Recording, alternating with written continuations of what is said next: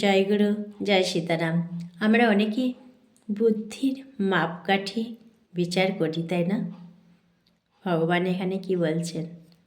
বুদ্ধির মাপকাঠি এখানে চলবে না, কেবল নাম করো, তাহলে নাম সব বুঝিয়ে দেবেন। কাজ কি তোর? বড় কথা বুঝবার চেষ্টায় সকলের বড়, যা সেই নামামৃত পান কর। কেবল নাম করতে থাক, চিত্ত গলে নামের সঙ্গে মিশে যাক। বাসুদেব সর্বম সর্বশ্রী ভগবান, এই হলো পরম জ্ঞান। কেবল রাম রাম করলে এই জ্ঞান আপনা আপনি কথা হতে দিয়ে কি করে হয়ে যায় নামকারী ভক্ত জানতেও পারে না।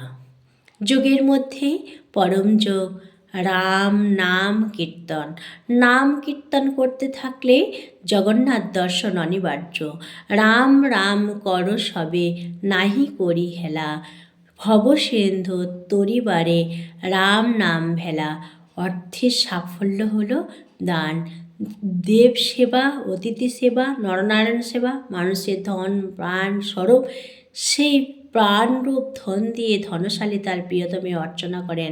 তার প্রীতির জন্য মন্দির নির্মাণ, পুষ্পদান, জলাশয় খননাদি ও অন্য নবরূপী নারায়ণের হিতকারী কার্য সকল রাম রাম করতে করতে করে থাকেন।